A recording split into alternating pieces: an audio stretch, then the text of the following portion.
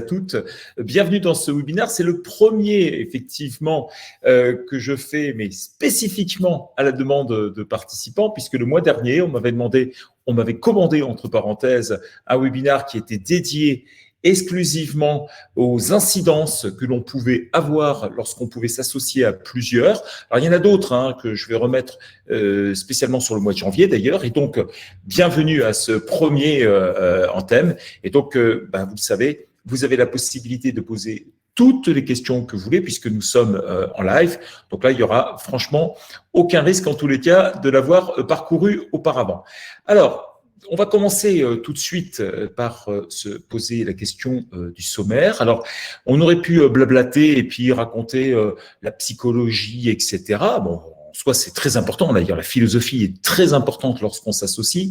Mais moi, je vais vous parler de technique. Je vais vous parler des risques, effectivement, qui sont ceux que j'ai identifiés et que j'ai répartis autour de ce sommaire, à savoir le capital, les dividendes des décisions. Vous verrez en fait quelles sont les incidences, les statuts et les pactes d'associés, parce que c'est souvent des choses dont on nous pose la question et on descend jamais suffisamment en profondeur. Bon, écoutez, voilà le sommaire que l'on va faire ensemble. Et puis bon, pour ceux et celles qui ne me connaîtraient pas, je suis le cofondateur de Douxe, je suis expert comptable. Alors, certains disent de moi que je suis DJ aussi de ces webinaires. En tout cas, je remercie.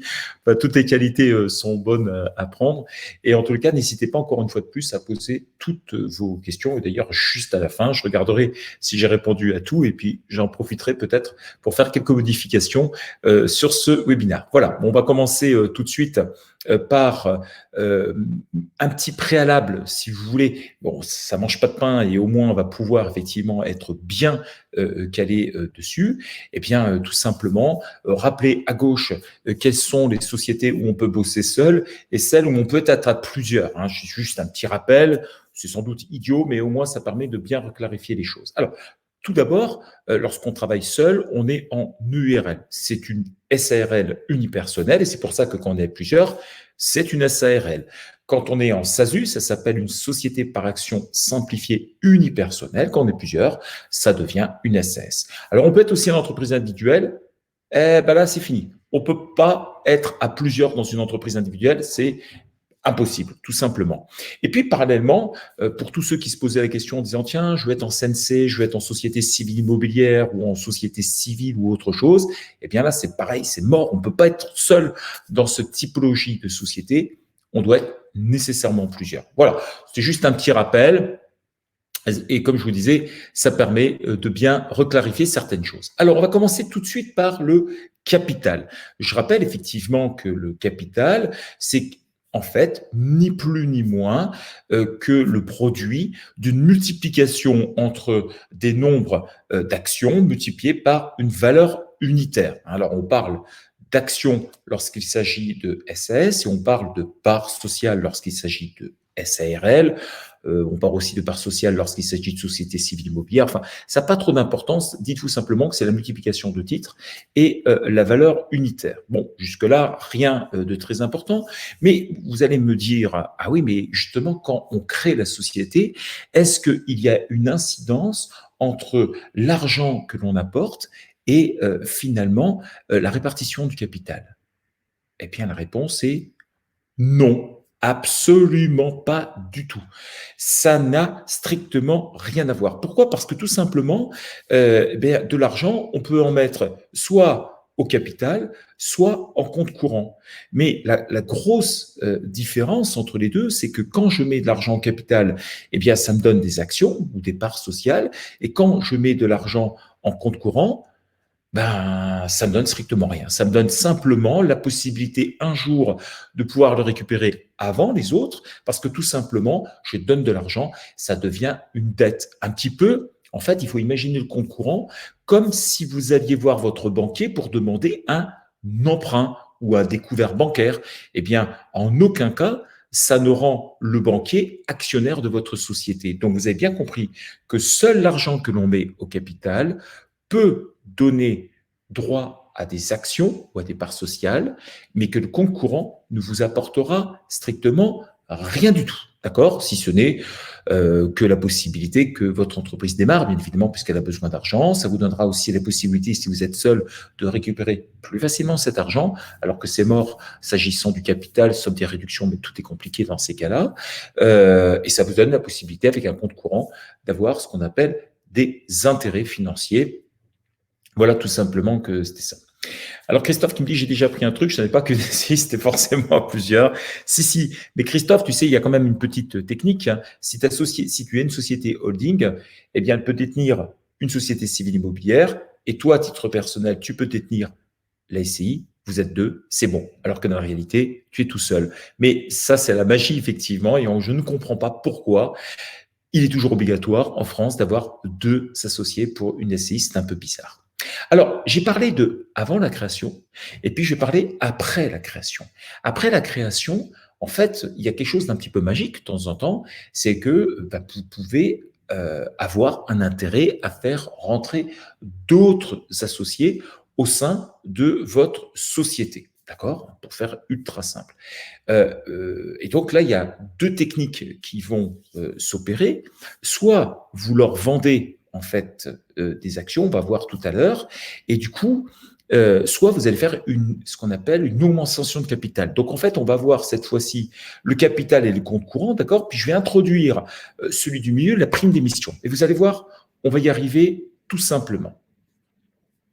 Première solution, déjà, c'est le rachat des parts. Bon, alors c'est super simple. En 2020, vous avez créé une société, par exemple, et puis en 2023, pouf, il y a des nouveaux associés qui arrivent. Et puis là, ils vous disent, bon, ben, écoute, voilà, nous, on aimerait bien devenir associé de ta société, et puis vous allez leur vendre les titres. Donc, la société en tant que telle, elle, ne récupère pas d'argent, puisque ça va être une opération où vous serez là, vous aurez des associés ici, ça, ce sera la société qui sera là, mais en fait, ils vont vous acheter des actions à vous. D'accord? Voilà. Donc, la société n'a strictement rien changé, ni au niveau de son capital, ni au niveau du compte courant. C'est simplement une affaire entre des personnes qui sont physiques ou morales d'ailleurs, qui sont extérieures à votre société. Deuxième solution, vous avez de futurs associés qui arrivent. Donc, 2020, rebelote, création de la société. Donc, c'est toujours la même chose. 2023, arrivé. Mais là, ils vous disent, attendez, voilà, nous, on aimerait rentrer au sein de votre société.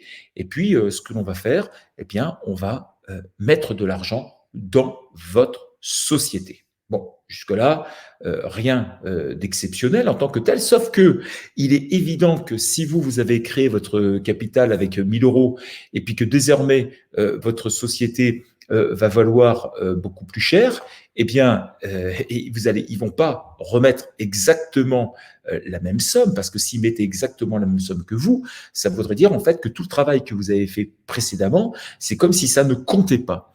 Et c'est pour cela que dans ces cas-là, on fait ce qu'on appelle une prime d'émission. Ça veut dire quoi? Ça veut dire qu'on dit, OK les gars, vous voulez 10% du capital, je fais toujours simple, hein.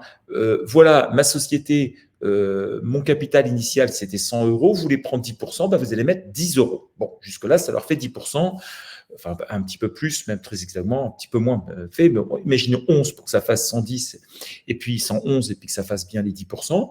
Et puis parallèlement, on va leur dire, bon, OK, maintenant vous avez 10%, mais en fait, ma société, elle vaut pas 100 euros. Ça, c'était la valeur du capital. Ma boîte, elle vaut 100 000. Et donc, vous allez apporter 10 euros capital et vous allez apporter 10 000 euros dans la prime d'émission. Et cette prime d'émission, en fait, c'est une sorte de cadeau bonus, enfin un cadeau façon de parler, c'est un moyen d'aligner et de marquer en fait les efforts qui ont été faits par les associés antérieurs pour toujours avoir une égalité dans leur valeur vénale. Et c'est la raison pour laquelle on a une prime d'émission. Et après cette prime d'émission, pouf, on l'incorpore au capital. Si là, par exemple, on avait 10 000 et qu'on avait 1 000 à l'origine, ça fait 11 000 et mon capital a augmenté avec la même répartition que j'avais précédemment, plus ces 10% qui sont donnés aux actionnaires. Alors, Julien qui me pose une question, qu'indique un capital de 1 000 euros dans une société vis-à-vis d'un capital de 100 000 vu de l'extérieur? Cela apporte-t-il de la crédibilité auprès des clients et des fournisseurs? Oui, Julien. En fait, ta question, c'est la réponse à proprement parler. Et on pourrait aller beaucoup plus loin même en disant que ce sont tous les tiers extérieurs, que ce soit par exemple les banquiers, lorsqu'ils vont te prêter des emprunts ou des choses comme ça, ils sont en tous les cas excessivement sensibles à la valeur du capital initial. D'accord? Dès que tu dépasses de 3 ans, après, on s'en fout un peu, en fait, hein, pour être très clair, parce que ce qui va compter ensuite, quand tu vas donner ton premier bilan, ce sera ensuite quel était le montant de ton résultat, le deuxième, le troisième et le quatrième bilan. Ce sera, on verra en fait non seulement ta capacité à avoir généré du résultat, mais également ta capacité à laisser le résultat à l'intérieur de l'entreprise. Ça voudra dire que tu l'as laissé soit dans les reports à nouveau, soit dans les réserves. Et à mon sens, en tous les cas, et au sens d'ailleurs aussi des banquiers, ça donnera beaucoup plus de valeur que la valeur du capital initial. Bon, ça, c'est dans le cadre de TPE. Maintenant, vous pouvez être amené à être une plus grande société et travailler avec de très grosses sociétés. Et elles vous obligeront parfois à augmenter le montant de votre capital social, histoire effectivement de se rassurer. Mais on est tout à fait d'accord, Julien, c'est la poudre aux yeux. Voilà, c'est un effet de passe-passe parce que tout simplement, c'est pas parce qu'on a un gros capital social que pour autant les affaires sont bonnes. Voilà, c'est aussi simple que ça. Damien, comment est valorisée l'entreprise dans le cadre d'incorporation de primes d'émission? Damien, en fait, quand tu décides de faire venir des associés, eh bien, tu vas leur dire, bon, écoutez, les garçons ou les filles, hein, ça dépend effectivement si ce sont des associés ES ou EES, et tu vas te dire, voilà, moi, j'estime la valeur de ma société à telle valeur. Et les autres associés qui veulent venir, ils seront d'accord avec toi ou pas. Ce qu'il faut bien comprendre, en fait, c'est que le droit juridique, c'est un monde de grands garçons et de grandes filles. C'est-à-dire que nécessairement, on est entre professionnels et chacun doit déterminer la valorisation qu'il donne. C'est pour ça que quand tu fais notamment une levée de fonds, parce que c'est souvent comme ça que viennent les investisseurs ou tout simplement d'autres investisseurs, eh bien, il faut se mettre d'accord parce que concrètement, il n'y a pas de barème. Alors, il est évident que si tu achètes, tu rentres dans une boulangerie, bon, il y a quand même des barèmes, on va dire, voilà, c'est 60-70% du chiffre d'affaires, etc. Mais dans les autres cas, je pense notamment à toutes les startups qui aujourd'hui arrivent à rentrer des dizaines de millions d'euros sans avoir un seul euro de bénéfice, il est certain que c'est une valeur de gré à gré. Et donc, des professionnels comme les experts comptables, comme moi par exemple, peuvent t'aider effectivement dans la réflexion de la valorisation de ta société. Mais ce qui est sûr et certain, c'est qu'à la fin, la vraie vérité, c'est simplement l'accord entre les personnes, celui qui vend et celui qui achète. C'est ça la vraie vérité, parce que tout le reste, ce ne sont que des valorisations. C'est ce qu'on dit d'ailleurs. Il y a toujours la valeur et il y a toujours le prix. Ces deux éléments qui peuvent être différents.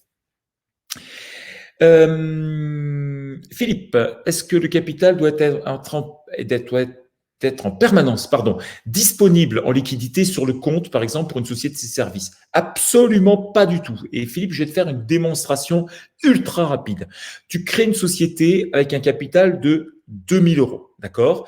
Et le premier jour, tu t'achètes, alors les 2000 euros donc vont être sur un compte temporaire et dès que ton cabis est arrivé, eh bien l'argent, tu auras au passif de ton bilan les 2000 euros et à l'actif, tu auras la disponibilité, c'est-à-dire les 2000 euros.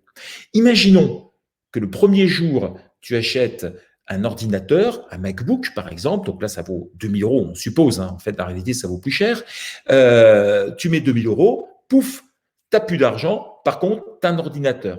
Eh bien, tu as toujours ton équilibre entre capital et actif, seulement tu remarqueras que tu n'as strictement aucune disponibilité. Donc, je te montre qu'en une seule opération, en aucun cas, premièrement, le capital est égal à la trésorerie et deuxièmement, ça ne veut strictement rien dire. C'est-à-dire que la trésorerie est égale au capital, en fait, dans la seconde que tu verses l'argent dans ton capital et après, pop, c'est complètement terminé. Voilà. Damien, Où peut-on trouver les barèmes pour industrie pour valoriser une entreprise, un commerce? Alors, tu as plein de barèmes, tu tapes, ça peut être lié notamment dans certaines professions, il y a quand même des valorisations qui se font, je te parlais de la boulangerie, etc. C'est des barèmes qui datent des années 70-80. En règle générale, il faut s'approcher en fait de professionnels, voilà, très exactement. Et puis après, tu as des solutions mathématiques de la valorisation du goodwill, on va te dire, je sais pas moi, c'est 5 années de BE, des choses comme ça, plus la trésorerie. Voilà, après, les bouquins peuvent t'aider un petit peu. Ok, bon, on va continuer sur cette augmentation de capital. Alors Christophe, mais du coup, le MacBook perd en valeur au fil du temps. Donc, c'est ça, effectivement. Donc, on est comme si le capital n'était plus dans l'entreprise. Pas tout à fait. Le capital, en fait, c'est une image à un moment donné. C'est l'argent que tu as pu mettre. Et d'ailleurs, il faut, si on allait jusqu'au bout, on pourrait l'appeler emprunt auprès des associés, tu vois, pour être plus précis.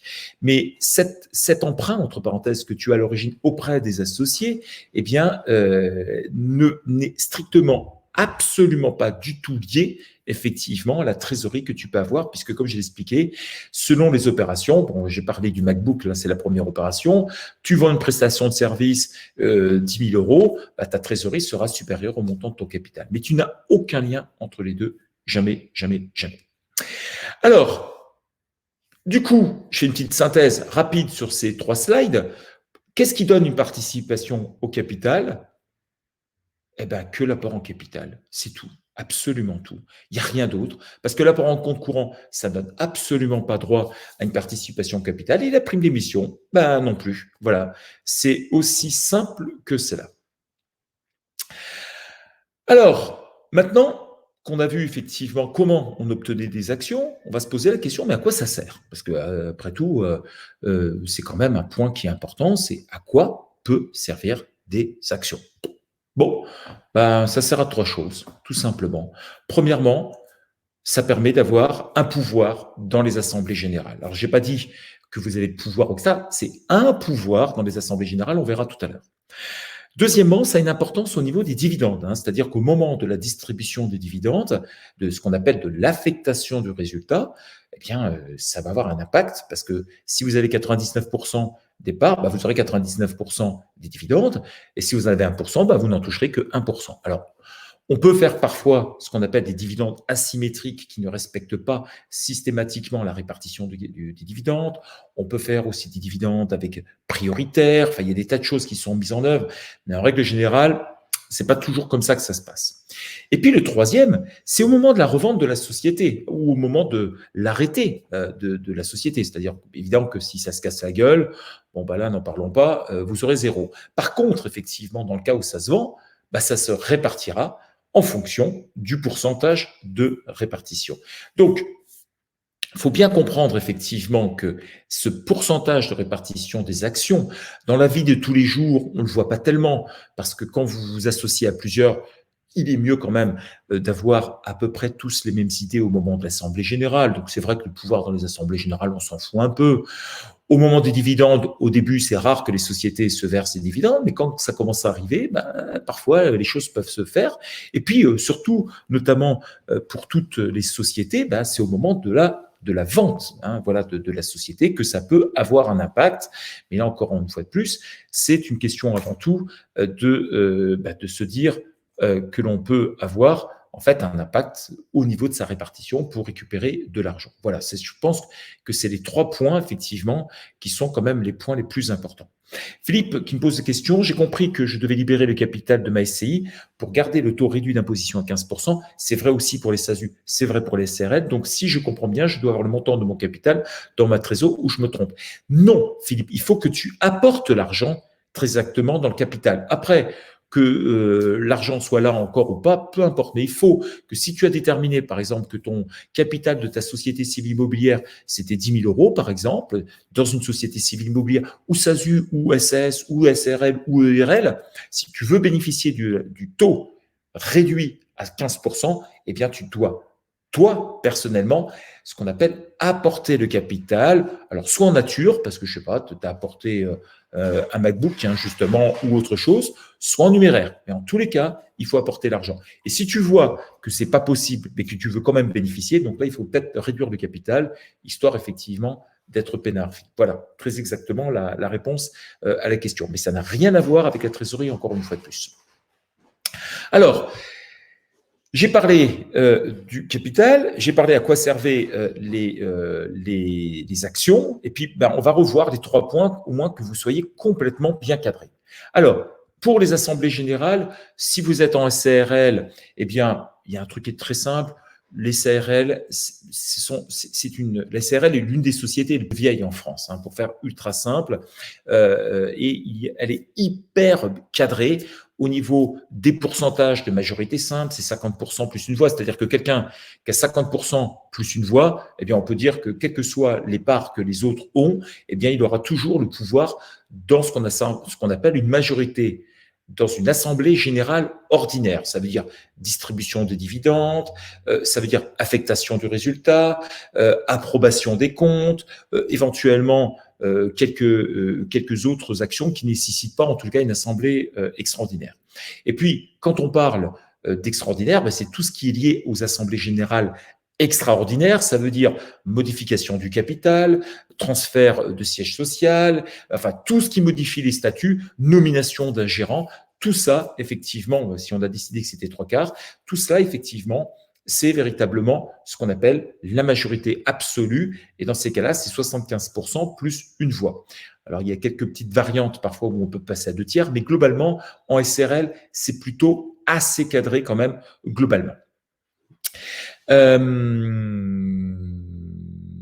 Je lis la question Christophe, hein, en fait, qui répond à Philippe. Je crois qu'on comprend la question, car en effet, pour moi, je croyais que c'était automatique. Le fait que quand tu déclares un capital, tu le verses, d'où la compréhension en termes de libération de capital.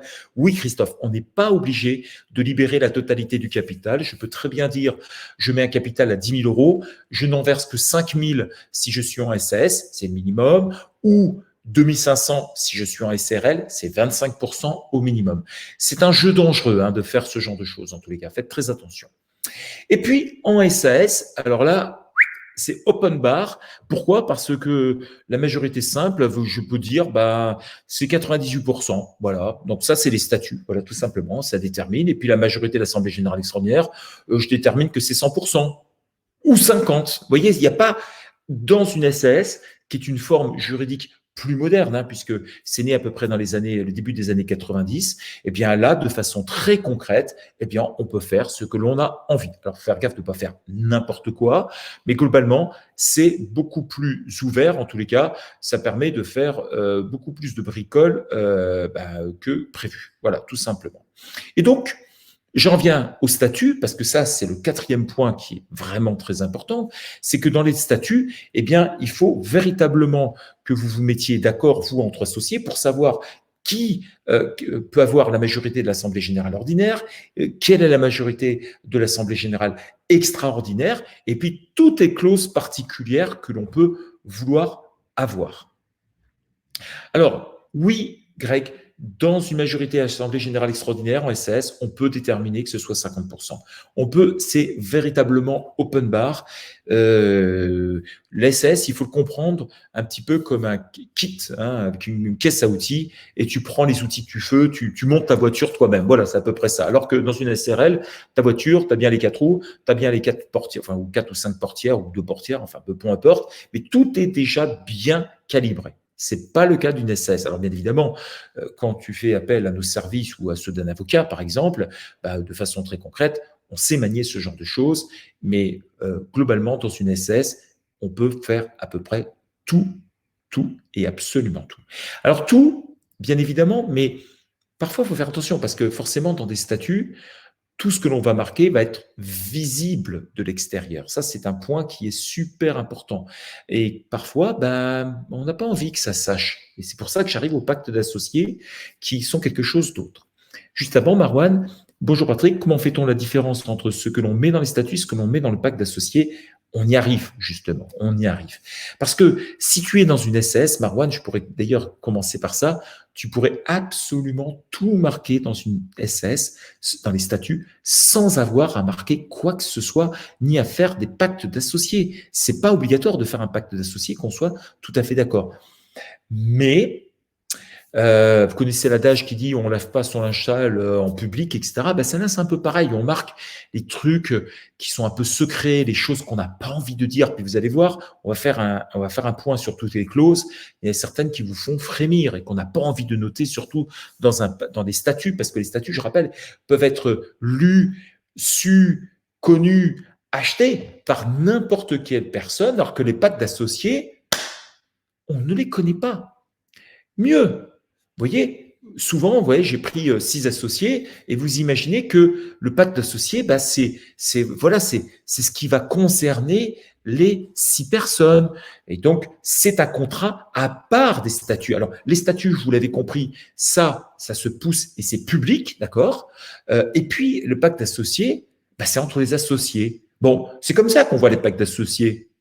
Bon, sauf que c'est faux. Parce que tout simplement, on peut très bien avoir ce genre de choses. Ça veut dire tout simplement que on peut monter des pactes d'associés avec, par exemple, là, ils sont tous les 6 associés, hein, je rappelle, mais avec, dans le cercle bleu, j'ai 3 associés qui sont concernés, j'ai un deuxième pacte où j'ai 2 personnes, et j'ai un troisième pacte qui concerne 3 associés. C'est ça, un pacte d'associés, c'est simplement un pacte qui va lier des associés entre eux. Voilà, tout simplement. Alors, c'est vrai que ça paraît un peu surprenant parce que vous pourriez me dire et me poser comme question, mais ça veut dire quoi? Ça veut dire que les gens qui sont dans le cercle vert ne sont pas au courant de ce qui se passe dans le cercle bleu?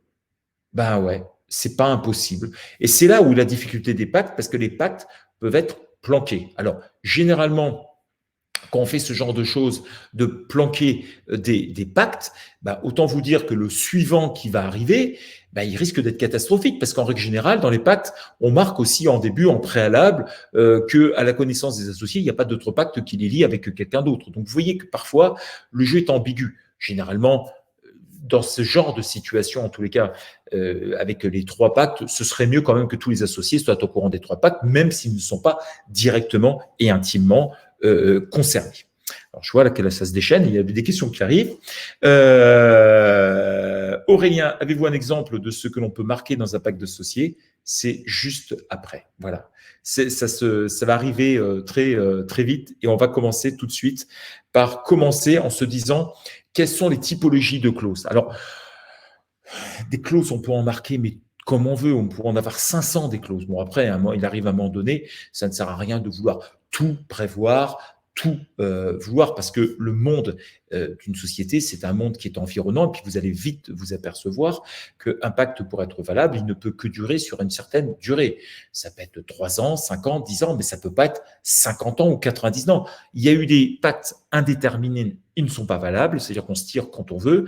Il y en a d'autres où des gens ont été assez rusés pour dire « Ah ouais, bah tiens, le pacte, bah, c'est la durée de vie de la société. » Or, la durée de vie de la société, c'est 99 ans. Donc, rebelote, ça ne pouvait pas exister. En tous les cas, on pouvait s'en sortir assez facilement. C'est pour ça qu'il faut mettre une durée qui peut être 10, 12 ans ou 15 ans, mais c'est grand maximum en la matière. Alors, les clauses, je les ai rassemblées autour de 5, on va dire, grandes parties, d'accord? Je vais parler de la présence, je vais parler des sorties, je vais parler des droits financiers, je vais parler des extra-financiers et je vais parler de l'application du pacte. Donc, Aurélien, c'est plus l'application du pacte sur lequel tu pourras être renseigné, en tout cas. Alors, on va commencer tout de suite par les clauses de présence. Alors, je vais pas vous faire un cours, hein, qu'on soit tout à fait d'accord, mais au moins de vous donner quelques petites astuces pour bien comprendre en fait ce que c'est. Dans les clauses de présence, alors que ça veut dire présence, ça veut dire qu'on est là tout bêtement, eh bien il peut y avoir l'inaliénabilité ou incessibilité, on va parler de l'exclusivité, de la non-concurrence, de la préemption, de l'agrément. Je vais venir rapidement vous donner quelques éléments pour bien vous faire toucher du doigt en fait ces clauses. Alors, la clause d'inaliénabilité, c'est tout simplement que on dit ben voilà, on était 6 par exemple, et on dit sur les 6, on veut qu'aucun se barre avant 3 ans. Voilà. Donc, pendant 3 ans, aucune personne ne peut vendre ses actions. Voilà, tout simplement. Ça, c'est une clause d'inaliénabilité ou ça s'appelle de temps en temps incessibilité. Ça veut dire que tout simplement, avant l'expiration que l'on a déterminée, eh bien, on ne peut rien faire. Donc, 3 ans, ça semble être jouable. Maintenant, rebelote, on marque que c'est 99 ans. ça tient pas une cacahuète. Vous voyez, il faut quand même rester cohérent. Il faut quand même ne pas que les gens soient complètement coincés, mais on peut avoir envie aussi que les gens, au bout de 3 ans, ne se tirent pas. D'accord? Ça, c'est le premier grand point. Ensuite, on peut avoir une clause d'exclusivité. Alors, exclusivité, ça veut dire quoi? Ça veut dire que moi, je suis associé, je travaille et je veux que tous les associés au sein de la société ne puissent absolument pas, mais absolument pas, avoir la moindre activité autre que celle effectivement dans la société où nous nous trouvons. Donc ça, c'est un choix, si vous voulez, qui est très fort. Il peut y en avoir un qui soit un petit peu moins fort, c'est la clause de non-concurrence. Donc là, c'est un cran en dessous de l'exclusivité, parce que la non-concurrence, ça veut dire il ne faut pas avoir une activité effectivement qui va devenir concurrente de la société dans laquelle on est. Alors que la clause d'exclusivité, ça interdit tout. Par exemple, j'ai une société qui vend des glaces. Si j'ai une clause d'exclusivité, ça veut dire que je ne peux pas avoir une boutique qui va vendre des fringues, par exemple. Mais si j'ai une clause simplement de non-concurrence, bon, vous voudrez bien m'excuser par avance, mais en reprenant des fringues, je peux avoir Naf, par exemple, au sein de la société, je ne sais même pas si ça existe encore, et puis le côté dire Benetton, là ça ne marchera pas. Mais par contre, ça ne m'interdit pas d'avoir un magasin de vente de chaussures, par exemple. Vous voyez la différence entre exclusivité et non-concurrence. Après, des clauses qu'on retrouve très souvent, c'est des clauses dites de préemption.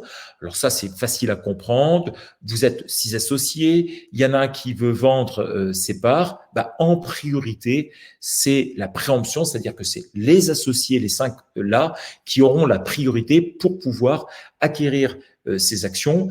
Ce ne sera pas Monsieur Durand, que personne ne connaît, qui pourra venir racheter ces actions.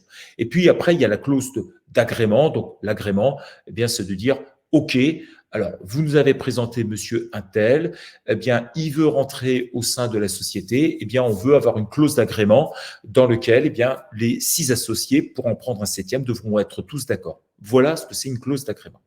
Christophe, j'arrive pas à imaginer pourquoi l'exclusivité peut être nécessaire. Alors Christophe, si, ça peut l'être parce que quand on parle d'associés, quand on parle d'autre chose, quand tu te lances dans des activités qui sont très fortes et qui nécessitent du temps, tu remarqueras très rapidement que tu as envie, si tu es 6 associés et que tout le monde bosse, tu n'as pas envie simplement que quelqu'un dise, bon, après tout, tiens, je vous laisse, et puis je reviendrai dans 5 ans pour savoir si c'est bien passé. Puis si vous avez bien bossé, moi, j'aurais gagné du pognon. Parce qu'en règle générale, quand tu te lances dans des activités nouvelles, il est rare que tu gagnes beaucoup d'argent, au début en tous les cas. Et sinon, quelqu'un met simplement de l'argent, mais n'active pas et ne travaille pas au sein de la société, tu vas voir que très rapidement, tu pourrais être irrité du fait qu'il a la même participation que toi d'un point de vue capital et qu'il suffit qu'il se pointe 5 ans après pour rapacher le pactole, c'est-à-dire le fruit de ton travail, alors que lui n'aura eu que le fruit de son argent, ce qui un petit peu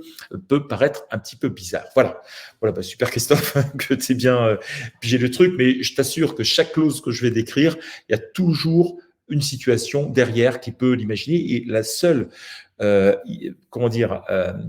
seul fait que vous n'utilisiez pas ça, c'est soit parce que vous y avez pensé et que vous ne pensez pas, en tous les cas, que ça vous concerne, soit parce que tout simplement, vous n'y avez pas pensé. Voilà. Deuxième grande série de clauses, c'est ce qu'on appelle les clauses de sortie. Alors ça, j'ai utilisé un petit peu de termes anglais, c'est des clauses de ce qu'on appelle le buy or sell, ou bad lever ou good lever, les sorties garanties, les sorties conjointes, les cessions forcées, les exclusions. Donc ça, c'est des trucs un peu fortes là qui commencent à se mettre en route. C'est celles en tous les cas dans lesquelles, autant tout à l'heure dans les clauses de présence, on était tous effectivement raccord, autant sur les clauses de sortie, là c'est un peu plus fort et généralement c'est là où ça coince. Greg qui me pose comme question, l'exclusivité évite donc que quelqu'un aille travailler ailleurs, oui, mais est-ce que ça marche aussi s'il ne travaille plus nulle part? Ouais, aussi, parce qu'en fait ce qu'on a envie c'est qu'il bosse, voilà, c'est très exactement. C'est ça très exactement, en fait, le besoin, c'est que les gens mettent un effort particulier pour pouvoir le faire. Julien, est-ce que les assemblées générales peuvent-elles déterminer un autre pourcentage de rémunération que celle du capital pour un actionnaire vis-à-vis des autres? Alors, je pense que ce que tu veux dire, le pourcentage de rémunération, un autre pourcentage de rémunération. Alors, est-ce que c'est la rémunération que toi tu touches ou est-ce que c'est le pourcentage des dividendes que tu vas avoir? Alors, lors d'une assemblée générale, tu peux très bien déterminer que exceptionnellement, il y a une distribution de dividendes et que certains actionnaires estiment ne pas vouloir prendre des dividendes. Hein. Ça peut arriver, et dans ces cas-là, c'est les autres qui se partagent. Alors, je ne sais pas si c'est ça, en tout cas, qui détermine. Deuxième point, si ta question, c'est plutôt la rémunération, c'est-à-dire le salaire que chacun peut avoir, eh bien, oui, dans une assemblée générale, on peut le déterminer, c'est tout à fait réalisable, mais bien évidemment, ça marche d'autant mieux lorsque les personnes s'entendent bien. Voilà. Alors, je reviens à mes clauses de sortie, hein, donc qui sont, comme vous l'avez imaginé, les clauses qui craignent un peu, entre parenthèses. Alors, le buy ou sell, alors ça, c'est un truc un peu spécial que j'ai vu dans ma carrière professionnelle une fois sur une somme à 30 millions d'euros quand même. Hein. Donc, ce n'était pas une petite somme. C'était donc deux associés, c'était deux frangins qui s'entendaient absolument pas du tout. Ils ne s'entendaient plus. Et ils ont activé cette clause de sortie de buy or sell. Alors, c'est un truc très, très particulier. En fait, le A et le B, donc deux actionnaires, s'entendent plus. C'est la guerre, entre parenthèses. Et ils invoquent cette clause en disant, bon, écoute, moi, je te fais une proposition de rachat. Et soit tu l'acceptes, et dans ces cas-là, tu me donnes l'argent, une correction, et dans ces cas-là, tu me vends, puisque c'est moi qui achète, soit tu n'acceptes pas, et en ces cas-là, c'est toi qui achètes mes actions. Voilà ce que c'est très exactement le buy or sell, qui est quelque chose de très particulier. Comme je vous dis, je l'ai vu une fois dans ma vie professionnelle sur une grosse industrie, enfin une très belle PME. Autant vous dire que c'est quand même assez musclé. Et ils avaient poussé même le vice, effectivement, à le mettre sous enveloppe. Donc, ça a été quand même quelque chose de très important. Deuxième clause, c'est bad liver or good liver. Alors ça, c'est quelque chose dans lequel on peut déterminer dans une des clauses de dire, écoute, voilà, alors soit on détermine une valeur tout de suite de la société selon certaines méthodes mathématiques, donc ça c'est tout à fait faisable, mais si tu pars avant 2 ans, eh bien, si la valeur vénale c'est 100, eh bien moi je te filerai 50, c'est la moitié. Pourquoi? Parce qu'il est hors de question qu'on puisse te filer l'argent, parce que c'est pas un casino, entre parenthèses, tu n'es pas là pour gagner l'argent. Si tu te barres avant, tu as la moitié de l'argent, hors de question de te donner plus. Ça, c'est ce qu'on appelle le bad liver.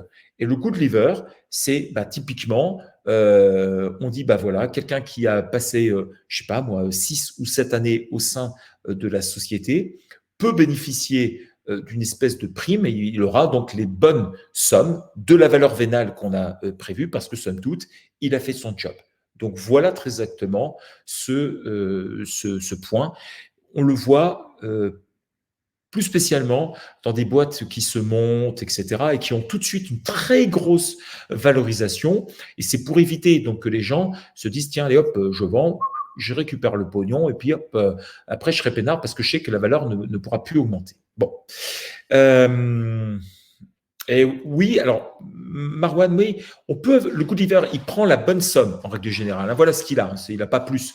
Il peut avoir une petite prime de départ aussi, on peut le prévoir également. Mais généralement, c'est la bonne somme qui est prévue. Deuxième, c'est la sortie garantie. Alors, la sortie garantie, ça, c'est quelque chose d'un petit peu spécifique. C'est plutôt une boîte qui rentre au sein de votre société, par exemple un investisseur, et qui se dit voilà, si au bout d'un certain délai j'ai envie de partir, par exemple on détermine que c'est 3 ans ou 4 ans, eh bien je suis sûr qu'en sortant on me donnera l'argent que j'ai pu avoir. Alors ça, excusez-moi, mais c'est le piège à con. Hein. Pourquoi? Parce que de façon très concrète, si vous êtes sûr que vous aurez l'argent, eh bien, c'est tout bénef. Mais dans ma vie professionnelle, alors c'est vrai que avant d'être le cofondateur de Doux, j'ai travaillé dans des très grosses sociétés comme auditeur, etc.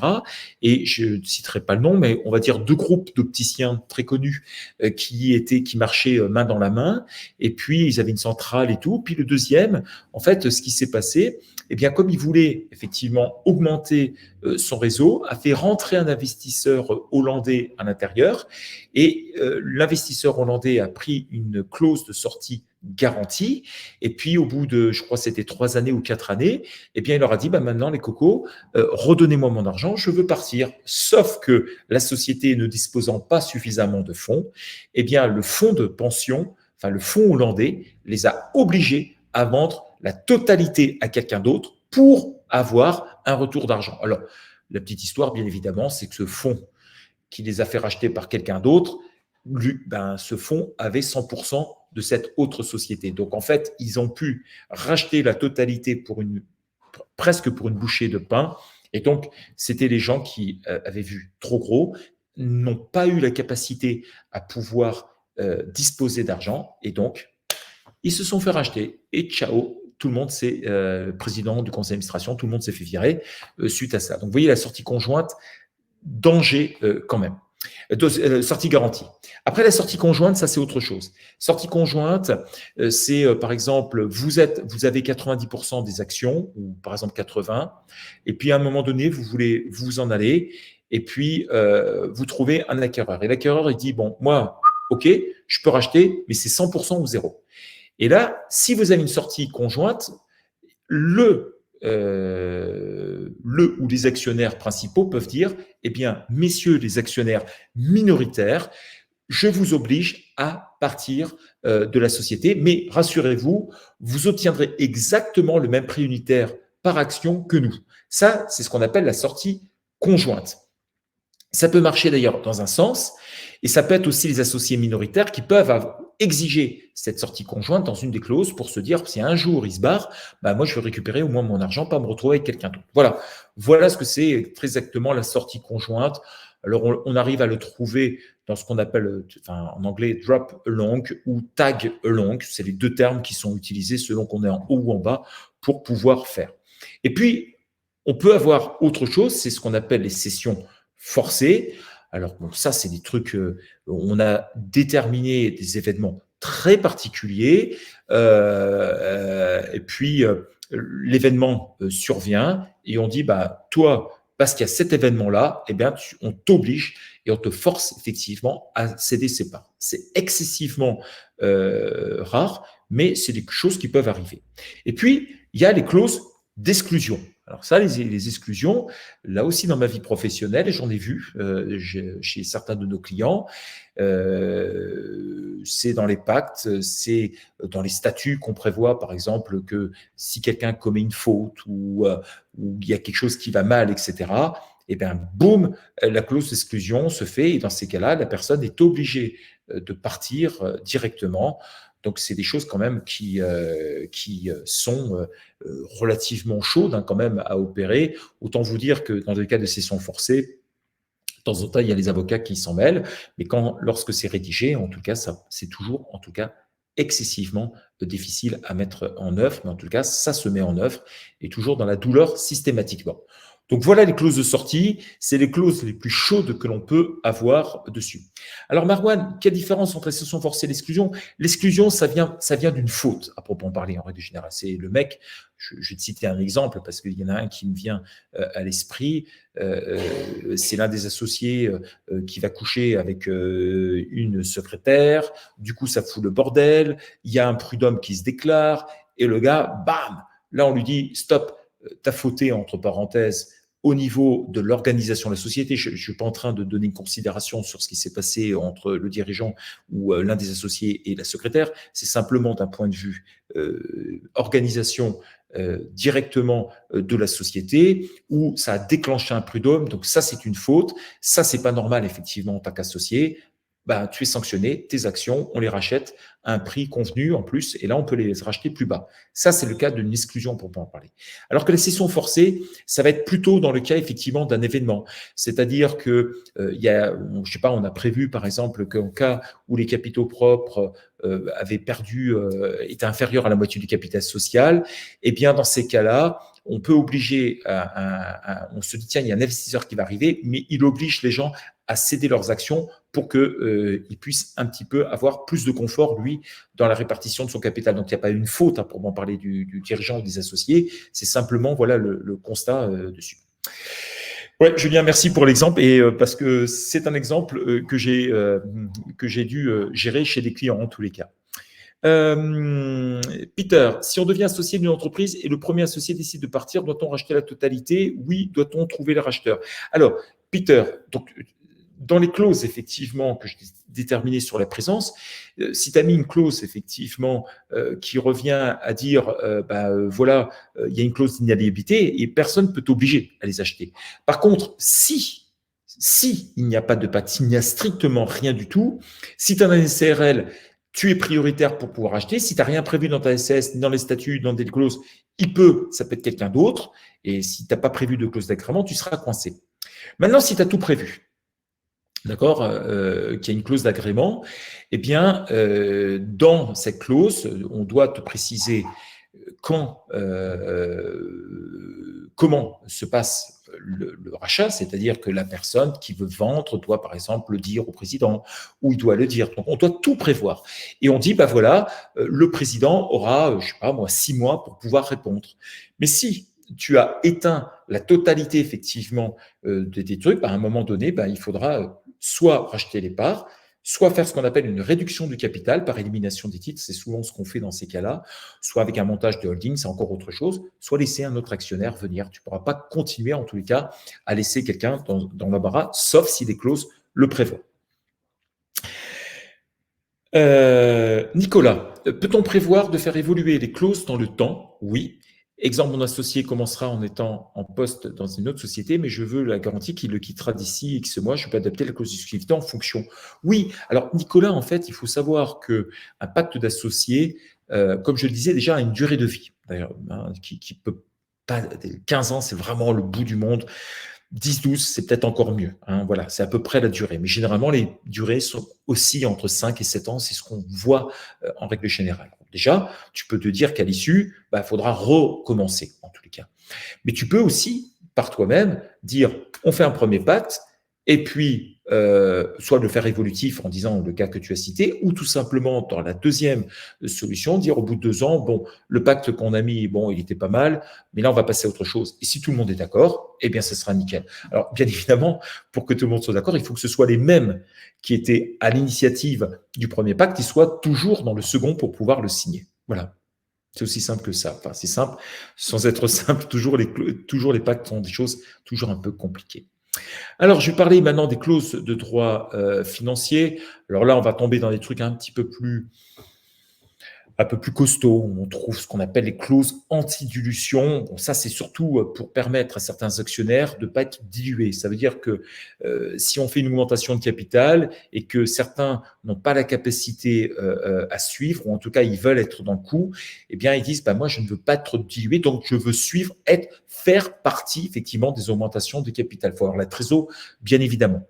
On peut aussi avoir des clauses qu'on appelle effectivement de répartition du bénéfice, c'est-à-dire que certaines personnes, notamment des actionnaires minoritaires, qui, on sait très bien, au moment des assemblées générales ordinaires, ne pourront pas avoir la majorité, peuvent dire, moi, je veux quand même que chaque année, eh bien, on distribue 20% du bénéfice, parce qu'au moins, je suis sûr d'avoir quelque chose. Alors que si je ne marque pas cette clause de répartition des bénéfices, eh bien, peut-être que ceux qui ont 80% vont se débrouiller pendant les 10 prochaines années à dire aux assemblées générales ordinaires, non, je ne veux pas verser des dividendes, et dans ces cas-là, ils n'auront jamais. Alors, c'est pour ça que certains actionnaires minoritaires peuvent vouloir avoir une clause de répartition des bénéfices. Et puis, on peut avoir aussi, dans le cadre, alors ça, c'est perte des capitaux propres, notamment quand ils deviennent inférieurs à la moitié du capital social. C'est-à-dire, grosso modo, la société s'est pris une grosse banane et elle a fait une grosse perte. Et dans ces cas-là, on peut demander à certains associés d'avoir une clause de maintien des capitaux propres. Ça veut dire que chaque associé, effectivement, va devoir augmenter le montant du capital social pour maintenir les capitaux propres nickel. Voilà. Alors, Damien qui pose une question. Dans le cas d'une SRL avec des associés, oui. Quel est l'impact financier si on veut passer d'une répartition 49%, gérant minoritaire, à 50%, donc parité? Alors, c'est toujours gérant minoritaire, ça s'appelle, pour la petite histoire. En fait, en droit des sociétés, on connaît gérant minoritaire et gérant minoritaire. Et on est minoritaire jusqu'à 50%. Et on le devient à 50% plus une voix. Faut-il racheter 1% à son associé au prix de valeur actuel de l'entreprise? Alors, Damien, oui, tu dois. Alors, en théorie, on doit toujours acheter à la valeur actuelle, bien évidemment, sauf si tu as prévu autre chose au niveau des valeurs. Mais il est toujours préférable de racheter à la valeur vénale et non pas à la valeur du capital, puisqu'en théorie, il y a l'administration fiscale aussi qui veille à ce que ces droits d'enregistrement soient suffisamment aisés. Donc, tu peux faire ça. Ou deuxième solution, Damien aussi, tu peux aussi, c'est un peu plus compliqué, surtout pour 1%, il ne faut pas s'enquiquiner, mais tu pourrais, si tu voulais, à ce que ce soit la société qui rachète les parts de l'autre associé et les annule. Si bien que ça, naturellement, hop, ça repasserait à 50-50. C'est une autre technique qui s'opère et ça permet notamment à l'autre associé de ne pas sortir un seul sou. Voilà, c'est aussi simple que ça. Alors, on va prendre aussi maintenant les droits de vote. C'est une clause, ce qu'on appelle les droits extra-financiers, les clauses de droits extra-financiers. Donc, dans les droits de vote, on peut déterminer, alors ça commence à devenir super compliqué, mais on peut déterminer que de prendre des clauses qui vont permettre à certains de renoncer temporairement à un droit de vote.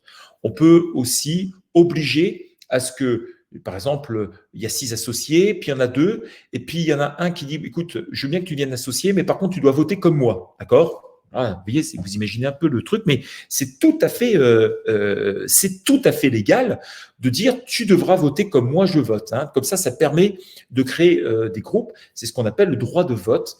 Et donc, c'est la renonciation temporaire à un droit de vote, c'est l'obligation de voter pour ou contre certaines résolutions, c'est le droit de veto pour certaines décisions, c'est l'obligation de se concerter avant chaque assemblée avant de voter de la même manière. Donc là, ça, généralement, c'est plutôt réservé à des boîtes ultra importantes qui décident de faire des consortiums ou parfois dans des petites entreprises où il y a 3-4 associés et puis il y en a un qui dit je veux bien que tu viennes chez nous, je me démerde en tout cas pour que les 2 autres. Par contre, comme moi je vais te vendre mes parts, eh bien tu vas voter comme moi, comme ça je conserve exactement le même pouvoir que j'avais auparavant. Voilà, ça c'est une technique que l'on connaît et donc c'est une clause de droit extra-financier, ce qu'on appelle le droit de vote. Autre chose, c'est les informations des associés. Donc là, pareil, c'est plutôt dans les très grosses entreprises. Généralement, on est au courant de tout quand on s'associe, mais parfois, on n'est pas au courant de tout. Et donc, on peut exiger, par exemple, que les associés disent au président, eh bien, moi, je veux avoir telle information, telle information, telle information.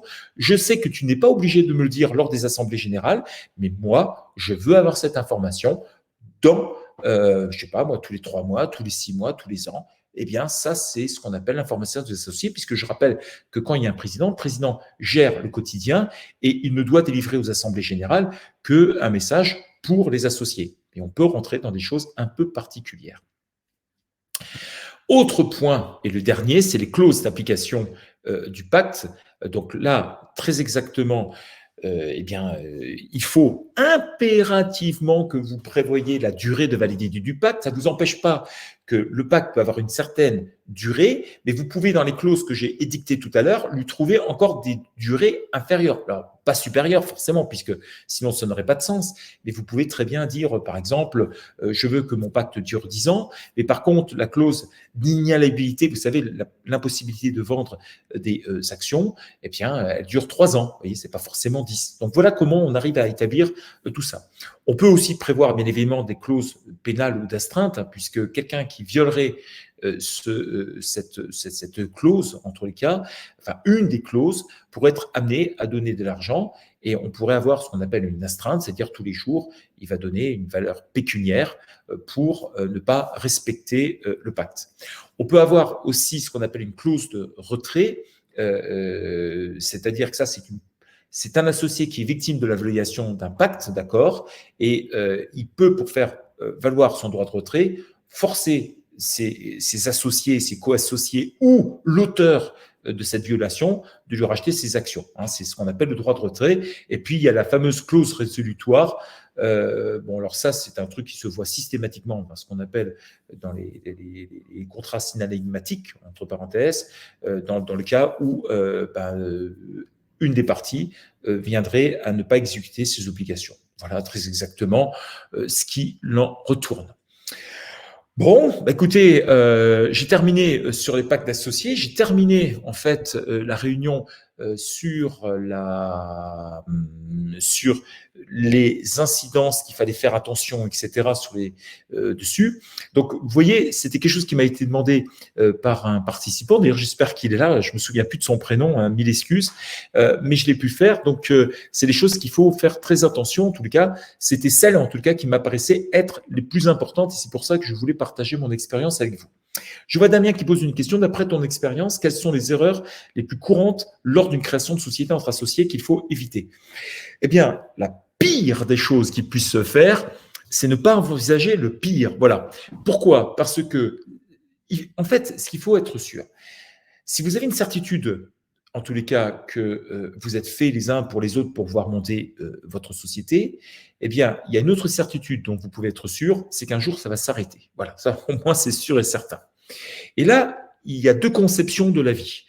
Soit vous laissez les choses se faire, parce que vous savez que quand les gens sont suffisamment intelligents, eh bien, on sait qu'ils ne vont pas se tirailler, ou en tout cas, même s'ils se séparent. Moi, je dis toujours, quelqu'un qui viendrait et qui arriverait à produire 100, d'accord? Une autre personne qui fait 100. Les deux se réunissent, et au final, ils ont 300. À la fin, même si ça se termine pas très bien, mais qu'ils ont chacun 150, ça fera toujours plus que s'ils avaient fait chemin en solitaire. D'accord? Ça, c'est le premier point. Donc, il ne faut pas voir la séparation d'un associé comme étant un drame. Il faut juste le voir comme étant une étape naturelle, parfois involontaire, hein, on peut le dire aussi quelquefois, mais qui doit se faire. Donc, si vous prenez quelque chose de trop fort, avec des pactes qui partent de tous les côtés, nécessairement, vous allez voir que ça ne pourra pas tenir. Si vous, par contre, vous partez la fleur au fusil sans imaginer un jour que vous pourrez vous séparer, ça, c'est une autre erreur. Donc, de temps en temps, il faut être apte à avoir une bonne discussion entre associés, voir déjà si on partage la même chose, parce que nécessairement, la vie va être un peu différente. Et très rapidement, ce que j'ai l'habitude de voir qui va mal, c'est quand les gens, en tous les cas, n'ont pas la même appréciation du risque ou de l'envie, en tous les cas. Donc, premier constat que je fais, moi, c'est que fréquemment, si vous voulez être peinard, au-dessus de votre société, montez chacun votre société holding. Donc moi, je trouve que c'est mieux. Pourquoi? Parce que comme ça, chacun a exactement la même somme et chacun va se donner soit des salaires, soit des dividendes, soit autre chose. Et je trouve que c'est vachement plus cool. Au moins, ça évite les disputes qui peuvent exister entre le mec qui va être gérant majoritaire, l'autre qui préfère être associé salarié. Enfin, chacun comme ça mène sa barque comme il a envie. Déjà, ça élimine déjà pas mal de problèmes. Et ensuite, eh bien, c'est d'avoir une sorte de petites obligations, de dire, si tu es dans la boîte, c'est pour bosser, c'est pas pour te tourner les pouces, parce que très rapidement, le fait de travailler est quelque chose de plus fort que le fait de simplement détenir des actions. Donc, pensez, à mon sens en tout cas, c'est là où les risques arrivent le plus fortement. Alors, je vois que les questions sont arrivées, c'est génial. Est-ce qu'il y a l'obligation de signature sous avocat notaire ou un pacte peut être signé simplement avec les parties? C'est vrai, c'est juste très facile. En fait, c'est un acte sous seing privé. Ça veut dire que entre vous, vous pouvez le faire. Il n'y a pas besoin d'un notaire, il n'y a pas besoin d'un avocat. Mais il faut s'assurer, en tout cas, que ce jour-là où on signe, que tout le monde était bien présent, que ça n'a pas été antidaté, que tout était bien fait, parce qu'il est évident que si un jour ça part en cacahuète, un associé pourrait être tenté de dire mais c'est pas ma signature qui est présente, quoi. Donc ça, voilà le risque. Alors que les statuts, ça ne peut pas être discuté, étant donné que par définition, ils ont été déposés au gré du tribunal de commerce. Alors, Bernard, chaque associé doit-il avoir son propre avocat? Non, pas nécessairement, Bernard. Je pense que si tu as un avocat qui tient la route, il sera capable effectivement de pouvoir jauger des situations, parce que aucun avocat véritablement n'a un intérêt que ça se passe mal. Il suffit juste de bien expliquer les choses. Donc, il n'y a pas de nécessité. Ça, c'est mon avis, bien évidemment. Christophe, si dans le pacte, la clause de présence indique aussi les conséquences de non-présence. Oui, tout à fait. C'est tout à fait ça, Christophe. Et donc, là, je te renvoie directement après aux clauses de sortie qui peuvent aller. Peter, merci pour l'explication. Pour une application concrète, par qui pouvons-nous nous faire accompagner? Par Doux, par un juriste, autre? Alors, j'aurais tendance à dire par tous ceux que tu souhaites. La vraie question, avant tout, elle est philosophique, parce que c'est pour ça que là, j'ai donné un aperçu, c'est-à-dire que je ne vais pas rentrer dans le détail du détail, mais là, déjà, je vous ai fait un bon panorama de ce qu'on a l'habitude de voir dans les clauses, et ça vous permet comme ça de vous familiariser. Un bon pacte d'associés, c'est quelque chose qui prend un petit peu de temps, qui a l'habitude de se maturer, dans lequel vous allez pouvoir discuter. Il ne faut pas le faire ça sur le coin d'une table à l'arrache, sinon vous serez complètement coincé. Et oui, juristes, Doux peuvent le faire, voilà, c'est tout à fait ça. Est-ce que le pacte est légal? Oui, bien évidemment, Julien. C'est-à-dire, en cas de pépin majeur, on peut aller devant un tribunal. On voit très rarement cette situation parce que les gens ne sont pas fous. À partir du moment où c'est signé, pourquoi est-ce qu'ils viendraient effectivement à le faire venir par un avocat ou devant un juge? Généralement, ça se passe bien. On va dire que le pacte est plus une menace qu'une application. Mais de temps en temps, ça arrive que les personnes s'entendent mal, qu'ils ont peut-être une vision différente du pacte. Et en tous les cas, dans ces cas-là, ça peut passer devant un juge et c'est parfaitement légal. On est tout à fait d'accord. Laura, peux-tu réexpliquer pourquoi les conseils d'avoir chacun une holding autour de la société? Si tu veux. Alors, de façon très concrète, imaginons par exemple, tu es dans une SAS et vous êtes deux associés, ok? Et du coup, on détermine, par exemple, il y en a un. On va commencer comme ça, on pourrait commencer tout de suite comme ça. Il y en a un qui bénéficie de Pôle emploi, c'est-à-dire des allocations chômage pendant 2 ans, et l'autre qui n'en bénéficie pas. Pourtant, ils font le même travail. Mais est-ce que, rien que ça, pour commencer, est-ce que tu accepterais, dans ce cas-là, enfin, je ne m'adresse pas à toi, Laura, hein, je m'adresse à tout le monde, la question c'est, est-ce que l'associé qui bénéficie de Pôle emploi et qui va rien coûter à la société, va-t-il accepter l'idée que le deuxième, qui lui ne bénéficie pas de Pôle emploi, lui va prendre de l'argent au sein de la société? Bon, rien que ça, déjà pour commencer, ça peut être source de discorde. Et après, on arrivera aux autres holdings. Deuxième situation. Quelqu'un est en très bonne santé, il a suivi un de mes webinars, par exemple, et puis il se dit bah tiens, ce serait peut-être pas con de se mettre en SRL parce que gérance majoritaire, ça coûte quand même moins cher. Et puis l'autre qui est salarié, qui a 10 gamins, par exemple, j'exagère, hein, enfin quoique c'est tout à fait faisable, hein, j'en connais quelques-uns, est-ce qu'il a envie d'être gérant majoritaire avec le coût de la protection sociale que ça va supposer parce qu'il a 10 enfants? Ben non, il va dire non, moi je vais rester salarié. Bon, je cite que ces deux exemples-là, d'accord? Qu'est-ce qui se passe si on met une holding au-dessus? Ben, l'un peut se dire, par exemple, dans le cas, chacun sa société, donc déjà, il y aura la même enveloppe qui sera donnée dans l'une ou l'autre. Celui, par exemple, dans le premier cas, qui ne bénéficie pas de Pôle emploi, ben, il pourra se rémunérer dans sa société, et l'autre qui touchera quand même l'argent, eh bien l'argent restera au sein de sa société. Et puis l'un peut être en SAS parce qu'il a 10 enfants et l'autre va se mettre plutôt en SRL. Et comme ça, déjà, tu élimines tous les problèmes. Voilà deux exemples, Laura. Je pourrais rentrer dans plein de détails, mais j'espère au moins que j'ai illustré mes propos pour expliquer la situation.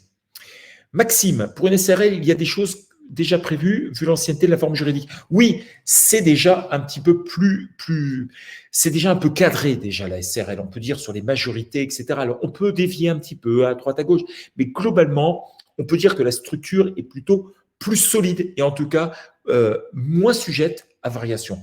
Et c'est pour ça que la SAS, elle a été créée. À l'origine, la SAS a été créée pour faire des supra-holdings. Pas la holding de monsieur tout le monde comme vous et moi. Non, la holding de Siemens ou de Nixdorf ou de, je sais pas, Samsung ou d'Apple. Voilà, les SAS, voilà pourquoi ça a été créé. Et puis, ça, c'était les années 90. Et puis, très rapidement, c'est retombé. Et aujourd'hui, on peut créer des SAS avec 1 €. Mais à l'origine, c'était des sommes juste fabuleuses qu'il fallait mettre. Et aujourd'hui, la SAS, c'est vraiment un outil, c'est-à-dire qu'on a diminué la valeur du capital et tout le monde peut en faire. Mais par contre, on a laissé toute la technologie, l'ingénierie juridique que l'on peut mettre en œuvre. Voilà. Damien, merci pour le webinaire, la demande. Serait-il possible de faire un webinaire dédié à la reprise d'entreprise, commerce? Eh bien, valorisation, comment bien négocier conditions de reprise, prise participation, montage recommandé. Tu ne crois pas si bien dire, Damien, parce que hier, j'ai animé une réunion. Enfin, j'ai plus exactement, là, je n'ai pas fait grand-chose. Hein. J'ai servi plus d'animateur et j'ai fait les réponses et les questions, mais j'ai moins travaillé et qui était notamment sur tout ce qui était lié aux sessions d'entreprise. Et on m'a posé comme question, est-ce que tu peux nous faire un webinaire sur la reprise d'entreprise? Eh bien, Damien, ton vœu va être exaucé. Et en janvier, j'avais dit oui à la personne. Je réponds oui aujourd'hui. Donc, au mois de janvier, on va travailler sous 2 formes et sur les acquisitions de fonds de commerce et sur les acquisitions de parts sociales et les montages qu'on doit faire dans un cas comme dans l'autre. Voilà, ça va être super. Alors, Maxime, merci. J'imagine qu'on peut tout retrouver dans les statuts de la SARL du coup. Oui, bien évidemment, absolument tout. Sauf les pactes d'associés. Les pactes d'associés, par définition, complètent les statuts. Donc, si tu veux rajouter des choses, tu ne les trouveras pas dans les statuts. Voilà, tu seras bien obligé de le faire à part. Bon, et ben voilà, super. Donc, je vois qu'il n'y a pas d'autres questions. Bon, j'en profite toujours, parce que du coup, je sais que certains d'entre vous ne sont pas clients, d'autres sont clients. Si quelqu'un veut devenir client, sachez effectivement qu'il y a des parrainages. Donc, si quelqu'un n'était pas client, s'il voulait récupérer 1 mois gratuit, il pourrait le faire sa demande. Et je sais toujours qu'il y a des gens, pouf, qui tirent tout de suite et qui donnent leur lien de parrainage. Et puis, je parle dessus, bien évidemment, où on peut s'auto-parrainer. Voilà. J'ai terminé. On est vendredi après-midi. Bon, la semaine n'est pas complètement terminée pour vous et moi, hein, très certainement. Mais en tous les cas, pour les webinaires, en tous les cas, c'est la fin des webinaires de cette semaine. On démarre semaine prochaine. Voilà, où est le chien? Il n'est pas là. Il n'est pas là. Et en tous les cas, un grand merci en tous les cas d'être toujours aussi actif. Moi, j'adore parce que les questions, c'est aussi ma raison de vivre, de pouvoir vous aider. En tous les cas, je vous souhaite un excellent week-end. Je vous dis à très bientôt. Et puis, on se fait un petit coup d'air de disco pour terminer tranquillement dessus.